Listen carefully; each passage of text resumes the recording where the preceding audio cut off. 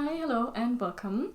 Welcome to the Pages and Pearls YouTube channel. My name is Hannah and I come to you today with a autumn knits, fall planning, all things coziness sort of video.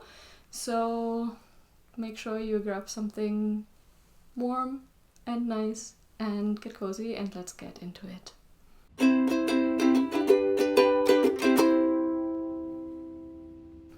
I made myself a chai latte because I wanted to have a cozy time making this video as well, and I picked up this gingerbread chai from Bird and Blend very recently, and it's so nice to just make kind of like a shot of chai with lots of tea, very little water, and then just fill that up with lots of warm milk, in my case oat milk. Yeah, so I hope you have an equally cozy beverage at home as we get into this. Alright, I feel like autumn is a knitter's favorite season. Correct me if I'm wrong, maybe winter also fits in there, but I definitely noticed my knitting mojo and inspiration return as soon as I felt a little bit of a crispness in the air, and I thought with all of these ideas that I have or things that I want to make and colors I'm inspired by, it would be great to just put them all together into a video and share them with you, because realistically I'm not going to be able to knit all of these things, and that's fine. I also really enjoy making these kinds of videos where I tell you about all of the things that I'm inspired by, and maybe you can chime in on that, tell me about the things that you're inspired by, or maybe some of the things that I show will be something that you would like to work on. Before we get into it, if you're new here, my name is Hannah. I'm a knitter based in London, England, and on this channel I talk about all things knitting, sometimes writing because I do also write, and books, and I also have a stack of books to share with you later in terms of recommendations and also things that I'm planning to read this fall. And if you're a returning viewer, thank you so much for coming back. Welcome. And as always, I'm extremely curious to hear what you're working on or what you're inspired by at the moment. So leave me your comments down below so we can hang out a little bit more in the comment section. But let's get into my autumn knits plans, inspiration, wish list, whatever.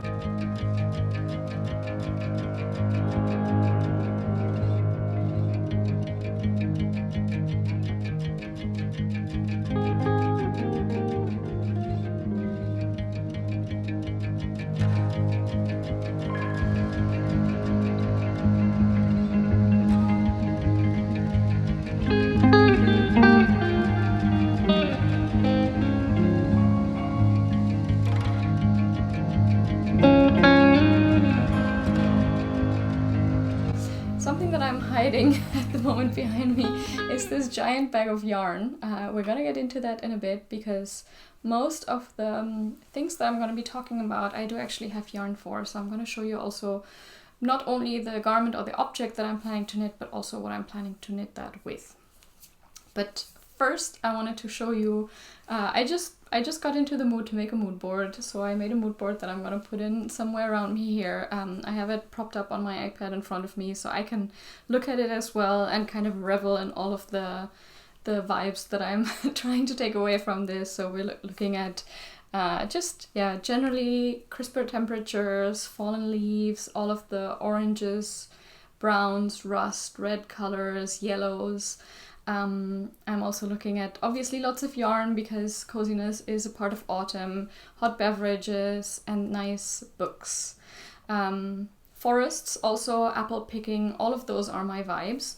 And I put together, most of these pictures are either pictures I took last year of objects also that I finished last year, and also some kind of colors that are inspiring me now or that I worked with over the last year and that I realized I was really vibing with. So starting off with my first plan, actually my very first plan is something that I've already started working on, and that is the Fennel Seed Jacket by Florence Miller, who is Handmade by Florence here on YouTube. It's this gorgeous broken rib cardigan that she came up with last winter, I think. Around that time I was knitting a broken rib vest that I really enjoy wearing, I didn't love knitting on it. So for a while I was like, I'm not sure if I want to go into broken rib again, because 1x1 ribbing is not my favorite thing to knit. But the finished pattern just looks so beautiful. So I really wanted to make this, and I feel like now it's been long enough since I made a cardigan the last time. It's been long enough since I made this ribbed vest this ribbed vest, which was I think around January, February. So I feel like I had enough of a break from those two things, and I also always love making cardigans. So essentially, as I said, it's a broken rib cardigan. It's knit on 5mm needles, so it's still quite a nice gauge actually to give you some progress, and it has then this super nice finishing touch of like double knit button band at the end. It's not one of those v-neck cardigans, but more of a kind of higher collar, and I really like that in a cardigan. So as I said, I was planning on knitting this, just showcasing my project bag. This one is from Knitting Nelly. I ordered this before I left the US about a year ago, and I was so excited to whip it out again now in fall, although actually I use it year round, but it was particularly special now in fall. So this broken rib cardigan, the Fennel seed jacket, calls for, I think, knitting for olive, heavy merino held with a lace weight. At least that's what Florence uses in the pattern. And that's a nice combination. I guess I've never knit with a heavy merino, but I think when the pattern came out, I spoke to Valentina from My Ivory Room, it's a yarn shop that is local to me here in London, and I like to visit there and chat with Valentina. And she was testing the pattern, and she used a slightly different yarn from it that I fell in love with back then, and the idea wouldn't leave my head. So I had to kind of copy her and use not the same color that she used, but the same yarn. So this is Rauma Rivel, and I think she made it in this nice navy blue. This yarn actually is more like a DK worsted weight yarn. So it's not quite exactly the yarn combination that the pattern calls for, but as you can see, the strands are pretty nice, woolly, fluffy, thicker. So I knit my gauge swatch, and I actually really liked how the fabric turned out, and it works pretty well. And also from when I talked to Valentina, it worked pretty well for her. So I'm happy to just be using this. This is 100% lamb's wool, Norwegian lamb's wool, and the yarn is 100 meters per 50 grams. So this is a 50 gram ball. And as you can see, I'm using this very, very beautiful dark red wine kind of Bordeaux color that I'm extremely in love with. The colorway is 6. Rauma, I think, only does numbered colorways.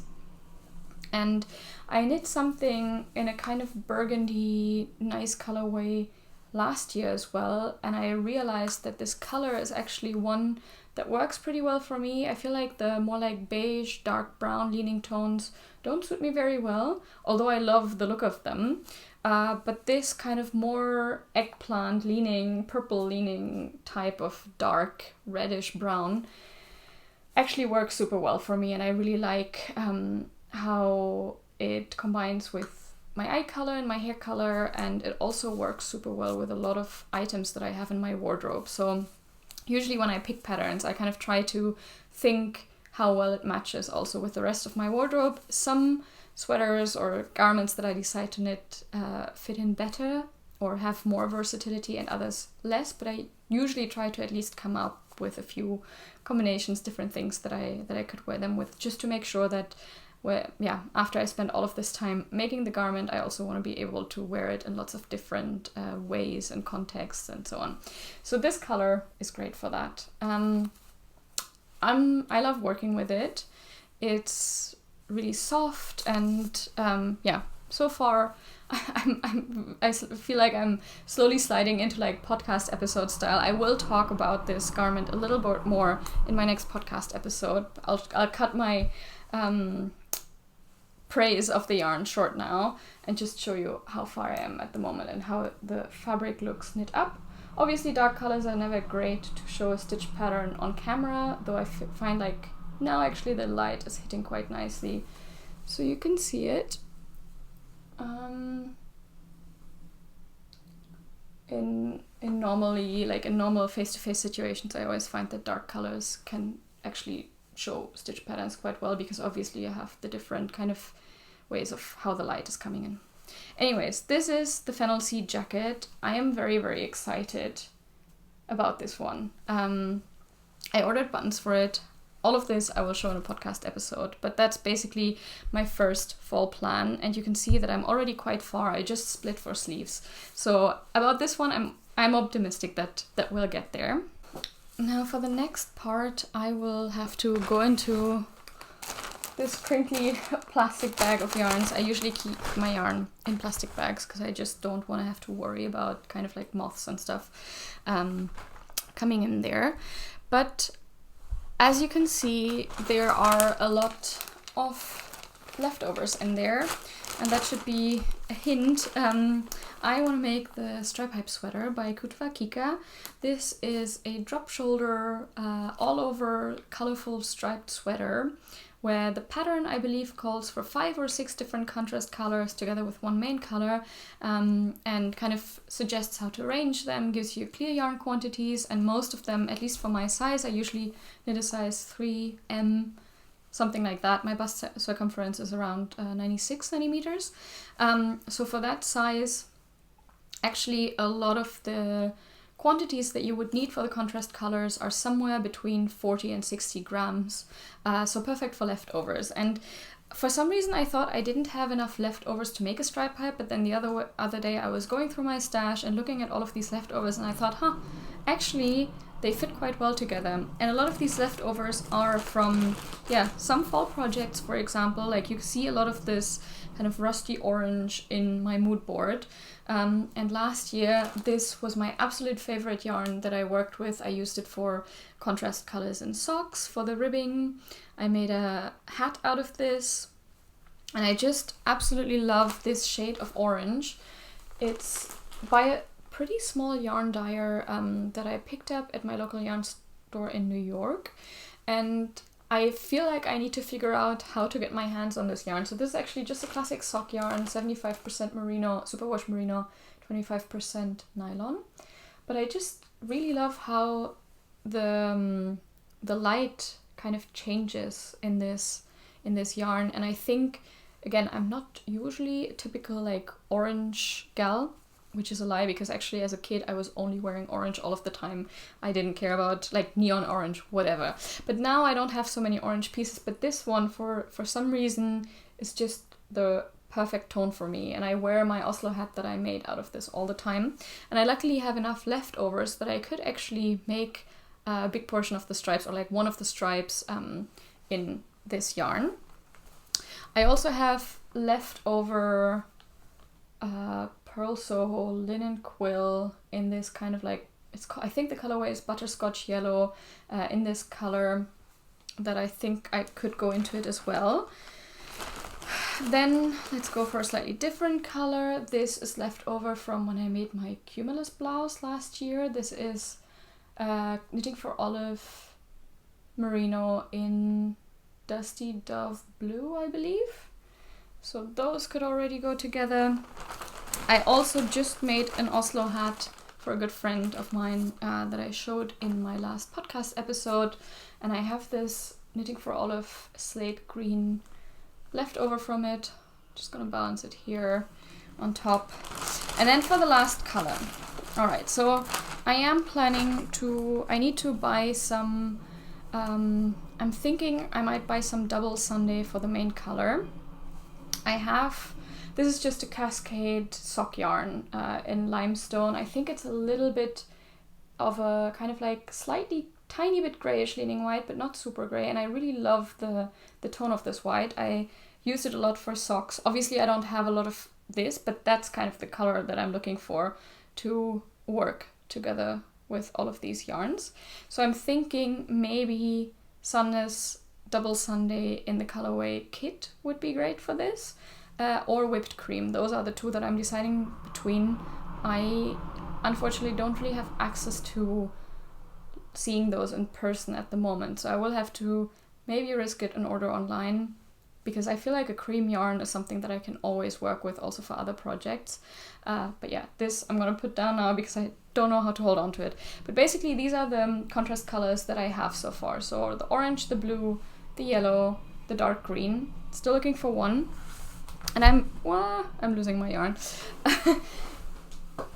And it almost fell into my chai. So let's see if we can manage this.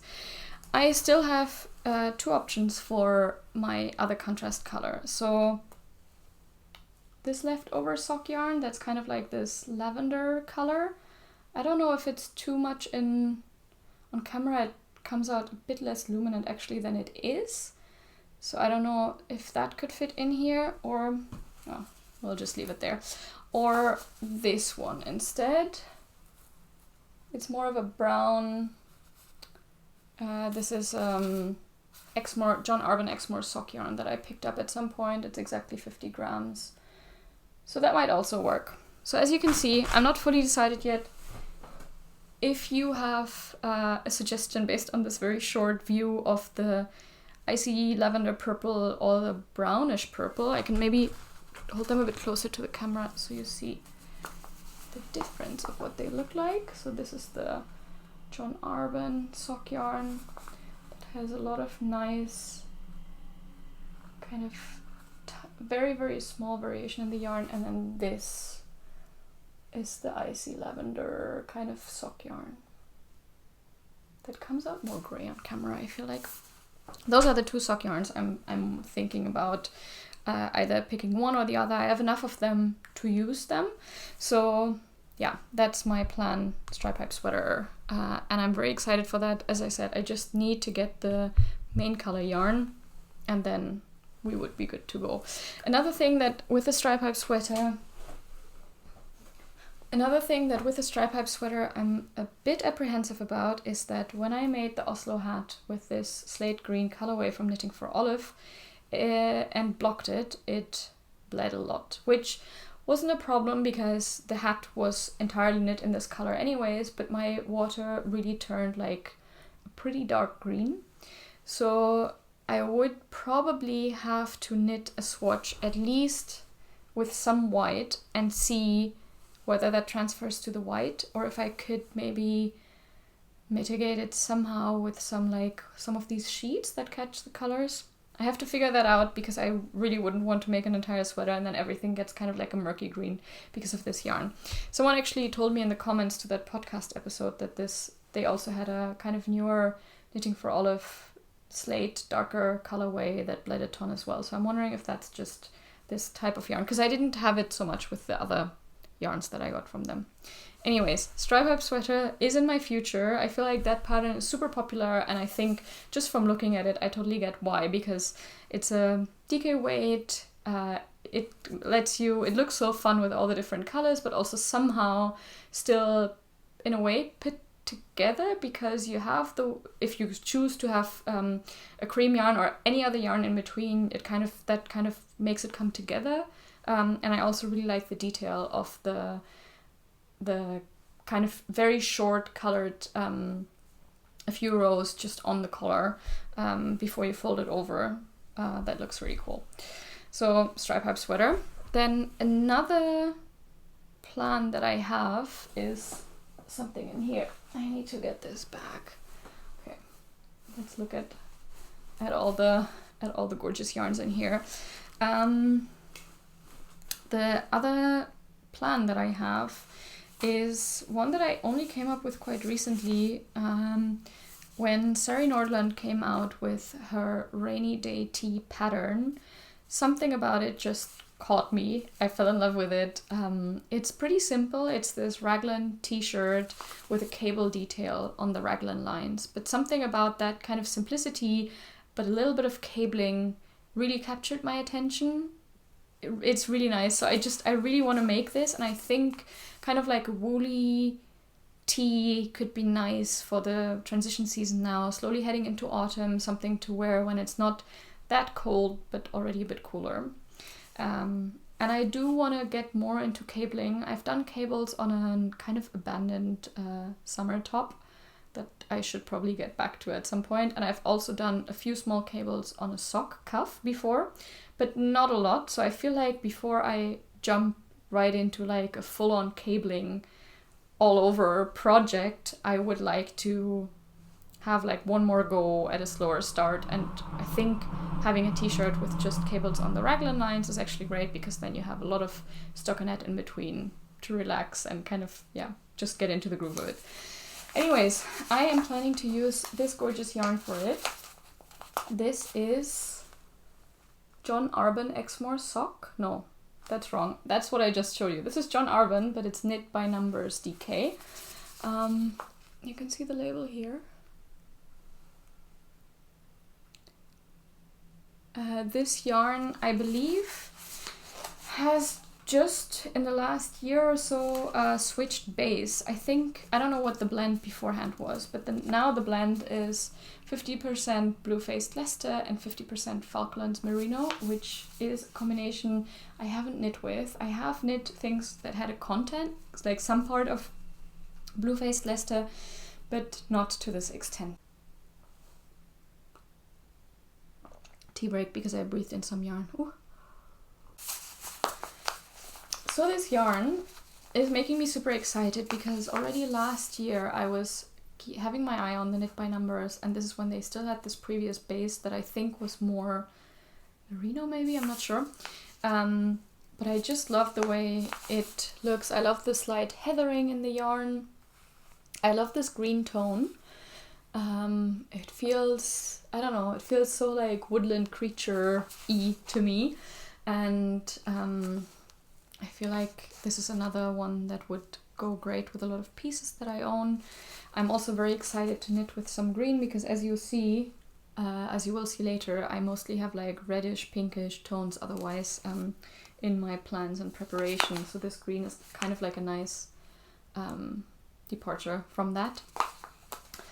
I had a difficult time choosing the color, to be honest, because when I was standing in front of all of these shelves with the knit by numbers DK, they have so many gorgeous colors, and like just darker greens, all different like shades of punchier blues or grayish blues. There was a really, really pretty kind of gray that has a bit of like iridescent pink purple in it. I'm not sure how to describe it, but there were just so many great colors.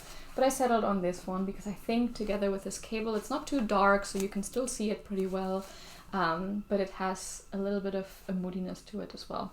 So that's my plan for the rainy day tee. I think 3 skeins should be enough, and I'm very, very excited to cast this on and see how the fabric looks like with just this one strand of yarn, because the pattern, I believe, suggests holding a fingering weight and a mohair together. But yeah, this should give me a good gauge for that as well. Another plan that I have, let me just look for it, is with this yarn. It's the Aimee. The colorway is Autumn Hydrangea, and this is yarn that my friend Chelsea got for me at last year's Flock Fiber Festival, and we had planned to make something together with it. We still have that plan. I think in my last autumn plans video I asked you for recommendations, and actually we decided on a pattern. So we want to make the I should say, she also has a skein of this yarn, and we wanted to make a project together with this, kind of like a mini knit along between friends. And we want to make the weekend hat, but not the weekend hat by Petite Knit. It's a different pattern that has this really pretty all over cables. And I think it would just look really great in this beautiful, beautiful dusty pink that has some slight specks of blue.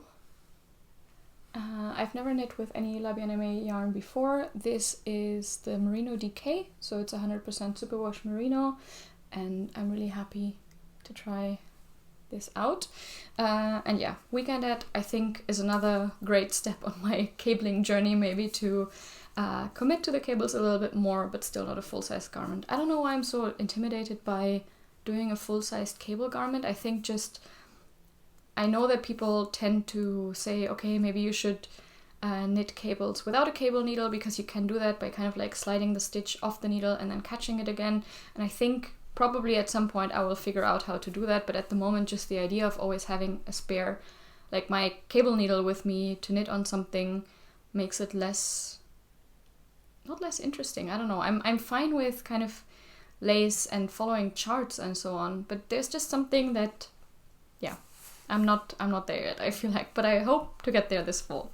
So this is my other very concrete plan. And then now we kind of move on into more general plans.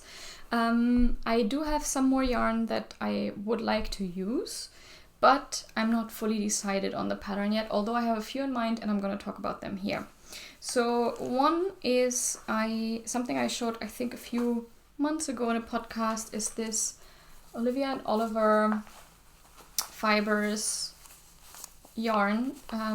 That is the colorway Autumn Dusk. It's a bit similar to the Aimee that I just showed you. I will hold them up in a moment just side by side so you see them. But this is the Merino fingering, 100% superwash Merino, from the autumn collection of Olivia and Oliver Fibers, that had lots of great colorways. I had a really hard time deciding between those, but I settled on this one that is also kind of like a dusty pink, with parts of kind of like grayish, blue, green murkiness, some speckles as well. It's a gorgeous yarn. Holding them up side by side, you can see that the Aimee is a little bit more pink leaning than this one. But yeah, I have 3 skeins of these. I want to still get a mohair or a suri to hold with this, and I have a few sweaters in mind that I have on my kind of to make list, but I'm not entirely sure yet which one I would like to cast on first and use this yarn for. So one is the Skyline Pullover by Tori Yu, which is, I believe, a drop shoulder sweater, or is it? No, it's a saddle shoulder, I think, and it has this kind of like rib detail all along the shoulder line and then moving also into the arms and like down the sleeves, that I find absolutely gorgeous. And I think something like that would be good for a yarn that has quite some variegation to it. So kind of like a simple sweater pattern, mostly stockinette, but then with one interesting detail. That's one of the ones that I would be just really interested in potentially making with this yarn. Another one is the Lakes Pullover by Ozetta. That one is also, I think, a saddle shoulder construction, and it has this really chunky collar, which I just love. I think those twins who knit one, I don't know if it was Rachel or Jessica wearing it, but one of them was wearing that sweater in like this punchy red, and I just really like how the neckline looks. And I've had that pattern on my wish list for a while as well, so might be an option to knit with this. And then the third one is the Stamford sweater by the Knit Purl Girl. This sweater isn't out yet, but she has teased it on her Instagram, and I think a test call would be coming out soon. I'm not sure if I would volunteer for that. I wouldn't even be sure if I would get picked for it, but I feel like with all the other plans that I have, maybe at the time that this sweater would come out or the pattern would come out, I could then get ready and use this yarn for it. But as I said, I'm not fully decided yet. I think at the moment I'm kind of leaning towards the Skyline sweater. Alright, and another one that I was thinking about actually is the Moonset Pullover by Ozetta, because I really like the detail of that kind of V-neck, that there's that kind of like, it doesn't fold over itself, but that has this one layer over the other as they come together at the V. And that looks really pretty. So that would be another example of mostly classic stockinette sweater with an interesting detail. The only reason I'm not very decided on that one is that I would have to check how well this yarn combined with whatever lace weight yarn I use for it would work with the kind of like t-shirts and long sleeved shirts that I have in my wardrobe, because with that V, obviously, you would see whatever I'm wearing underneath, and I would just want to make sure that I have some variety there that would fit with this.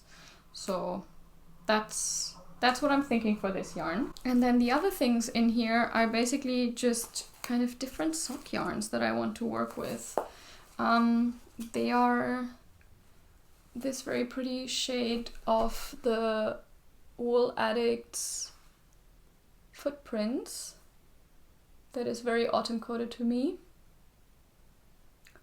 I was thinking of maybe making a sock out of this and either just using this on its own or alternating, doing kind of like a, is it called pyramidal knitting?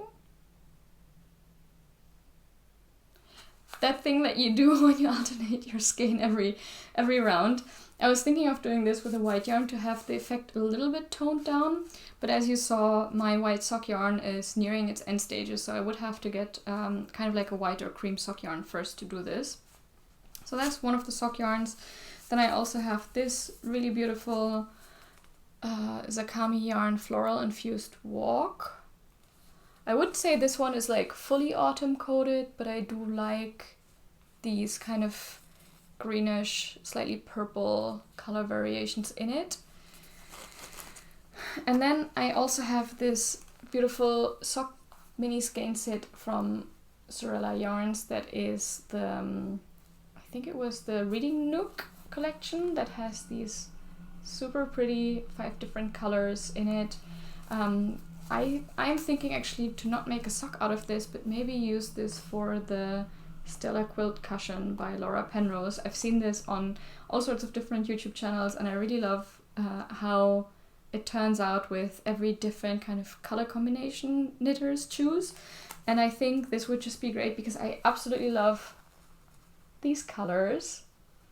And I feel like if they would be appearing all together on a cushion that I put then somewhere on my couch where I read a lot, the Reading Nook cycle closes itself, and I could also see them in that combination together more often, because obviously I could use them as like contrast color stripes on a sweater or something like this, or make one sock out of these, but I feel like I want them somewhere more prominent where they give me joy more of the time and not just when I'm wearing them, if that makes any sense. So maybe that will be a Stella Quilt cushion or some other kind of homeware cushion item. And then last but not least is this skein or kind of sock set that I have of the Camel's yarn. Here's the label. And this sock set is Peach and Pastry sock set that is 20 grams and 100 grams, and both of them are 75% British, blue-faced Leicester, and 25% nylon. And I just really like, I think we have a theme here of the kind of like rose, dusty roses with a little bit of cream and speckles in it, and then some more like brownish, rustier orange. But here we have it together in a sock set. So that would be a different garment from the sweater that I'm planning to make. And that's kind of it for the yarns that I have. And the plans that I have more concretely. I do also have just some ideas floating around. I'm really keen on the Kip sweater that is coming out by the Crea Bear, I think at the end of this week. That one looks really pretty, and I don't know exactly what color I would want. I don't know if I would end up making it, but that is just very, very inspiring to me. Also very interested in the Haley Slipover by Iris Hardage. This is an all-over cable v-neck slipover, and it has these 2 cables on the side, like on these side panels that kind of remind me of just like the helical structure of DNA. I don't know why. The sample comes in this kind of very beautiful cream yarn, but I'm thinking that maybe I would like something more blue leaning, like I don't know if a darker blue would be too dark to appreciate the cables and the complexity of the cables, but maybe kind of like a soft blue could be an idea. I'm not sure, but this one looks really interesting. There's also a full sweater version, but I think I would prefer the vest version. Then other patterns that I find very inspiring are the Willow sweater by Andrea Gone. This one also just came out. It has this really pretty basket weave pattern. I'm not sure if I would make it this fall, but her sample pictures looked so nice, especially I think in this rusty orange, and I just really like the texture. And then I'm also just very interested in the Nordic Knits special edition by Line magazine. I think this comes out at the beginning of October. It's just a one-off special edition by Line with lots of different Nordic knitwear designers, Scandinavian I believe mostly, and I had a look at the pattern preview and there are lots of gorgeous patterns in there, and I'm thinking maybe I would take inspiration from that booklet for my first ever full kind of like colorwork sweater, because so far I've only ever done colorwork in socks, and kind of putting that into a sweater I think would be very nice, and having a physical pattern is always great for that, although of course I could just buy a pattern online, print it out and so on, but I feel like that's just not the same thing. So that's something that I'm excited about, and that fits into this whole like fall coziness for me.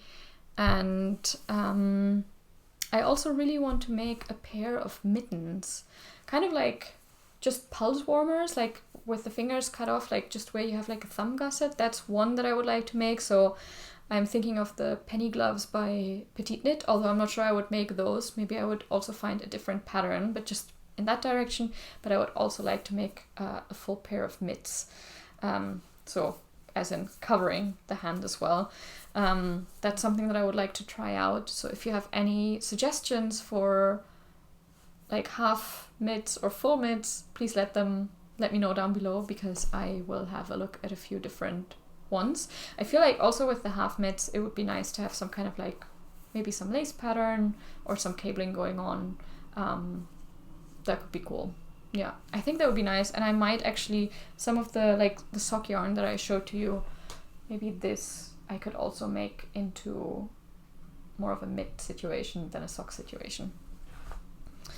Alright, I think with that I talked about all of the knitting related things that are coming to mind. I feel like from the mood board that I pulled up at the beginning, I also covered a lot of these colors again. As you can see in this kind of middle picture, last year I made these rusty orange hats, and then also this lavender kind of sock with this yarn, and just seeing these knits together when I was making taking the photo of them for my YouTube kind of thumbnail, just seeing them together inspired me for this year, and also putting together this color combination of for the stripe hype sweater. And then as you can see at the bottom, I also put in a picture of two books.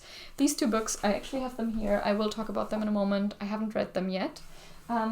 So I'm just gonna get my book stack and then we can talk about everything that's on here. It's a mix of books that I have read and books that I want to read this season, but definitely to me the cooler seasons are always very, well, actually I like to read year round, but the cooler seasons, just something about picking yourself a hot cup of tea and settling down with a book is kind of instant comfort.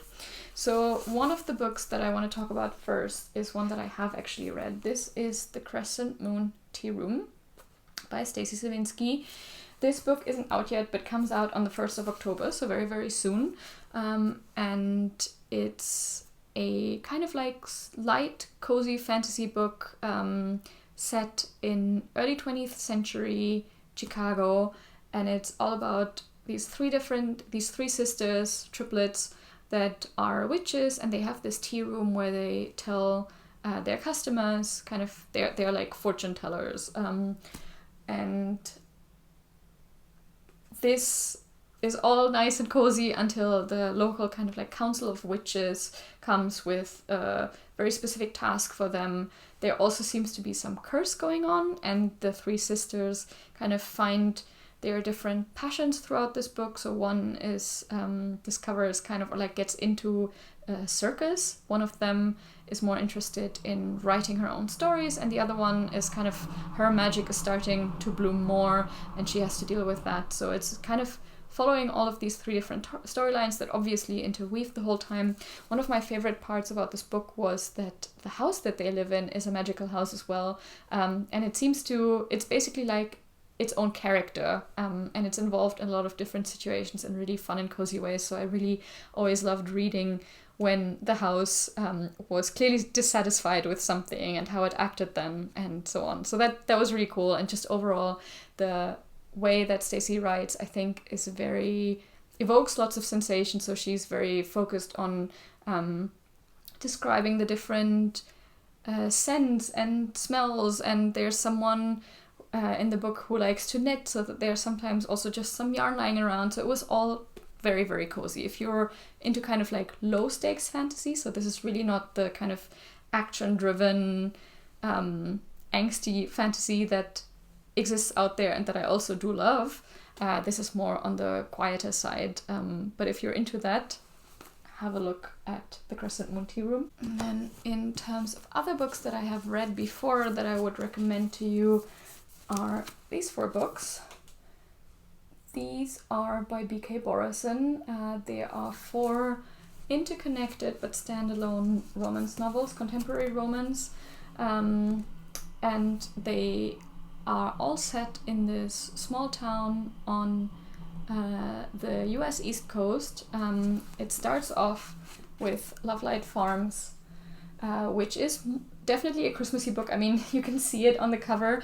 Basically, all of these different books follow the seasons, and they are out of order, I just realized. They follow the seasons, so this is winter, spring, summer, and fall. This is the one that just came out most recently, and I feel like you could read them year-round. You could also read them in their dedicated season. I would recommend going in the recommended order, because in the 4th book a lot of these previous couples come back, and I feel it's just more rewarding to kind of see their progression throughout rather than already get spoiled with all of the new developments that happen in this book. But I just love these. I feel like they're extremely cozy. They're also not super high stakes dramatic romance, and just really nice to settle in for the evening and get absorbed into a great story. And obviously it's not Christmas yet, but I feel like the setting of a Christmas tree farm is so nice and fun and heartwarming that you could just read it at any other time. So that's why I'm featuring them here now. And if you start with the Christmas one now, actually you would go into the spring one, summer, and then you would, if you want to stick to the seasons, that's a bit complicated starting now, but still highly recommended. And then these 3 books are actually all 3 books that I haven't read yet, but that I'm excited to read. Hopefully this season. I do have to say I have read much less in the last few years, because as I focus on writing, I have less time to read. And also it's getting harder and harder for me to read just to relax and for fun, because I reread my own work so much, and read also for fellow writers of mine to give feedback, to brainstorm and so on, that actually just sitting down with a finished published book sometimes isn't as relaxing for me as it used to be, because my mind just doesn't switch off, especially if it's in the genre that I also write in. But anyways, I'm going to start with this one. This is India Holton's The Ornithologist's Field Guide to Love. India Holton wrote a great historical kind of like comedy, fantasy, romance series before, very light on the fantasy, that I read, I think 2 years ago or last year. You can see them here on the back of the cover. They are the Wisteria Society of Lady Scoundrels, the League of Gentlewomen Witches, and the Secret Service of Tea and Treason. And this is her new series that I think is a tiny bit more fantasy than before, but still mostly historical. It's about two rival professors and is something related to ornithology. So I think they're both ornithologists, and they go looking for this rare, mysterious bird together. So I've been told that this is kind of like, scholarly, academic vibes, historical, romance, a little bit of magic, and it just sounds great to me. And I know that I really like her way of writing, her way of telling stories. It's very humorous. It's just a lot of fun. So that's one I'm looking forward to read. Then, staying on the topic of academic settings is this one. This is Given Our History by Kristen J. Miller. And this one is about two fellow history professors who have history with each other. So I think this is like a second chance romance story, and it's set, I think, mostly in the fall, at least if I can trust the cover on this one. And yeah, basically this couple, they have had something in the past, and then they meet again because they are teaching at the same college, and now they kind of have to grapple with that past history that they have. And I'm just really interested in the setting because I like stories that are set, in the academic context. And then last but not least, this book that is Wer Magic by Alison Saft. Again, I haven't read it yet. I think this is the most fantasy heavy of them all, even though probably not a full-on high fantasy. It also has a romantic story at its core, and it's also to be kind of the hunting or going after killing this mysterious creature in the forest, in town, I'm not sure. But in any case, the female main character, I think, is really like a sharpshooter, really capable in that way, but she needs to enlist the help of an alchemist, and this is how she ends up winding up with this guy, Wes, and all sorts of things ensue, I guess. I love the cover, and it just sounds very cozy, and I got it gifted by a dear friend who really liked it and would recommend it to me. So this is also one that I'm very excited about. Just summing up the books, there are also some more books that are coming out that I don't have yet that I'm interested in. One is called Rewitched. It's by Lucy Jane Wood. Again, kind of like a witchy fantasy with a romantic subplot. That one is coming out very soon, next week, I believe. And then there's also Best Hex Ever by Nadia El Fassi, which is coming out, I think, in October. That also, again, cozy, witchy, romantasy with a tea room at its core, like a bakery, and it just sounds very cozy. I love the cover. So I feel like witchy stories or romances are a great thing for me to pick up this fall. And that's all I have for today. I think this video is already long enough, so I'm gonna wrap it up here. I am very curious to hear what you are planning on making this fall, or what you're currently working on and really enjoying, like me with my cardigan. And just, I hope we all have a great and wonderful season. Pumpkin like patches and so on are not really a thing here, I feel, in the UK, but I am looking forward to going to the farmer's market and picking up a pumpkin and making like a nice soup or like a risotto or something like that. So I feel like I'm getting my pumpkin fix. I will get my pumpkin fix from that, hopefully. That's it.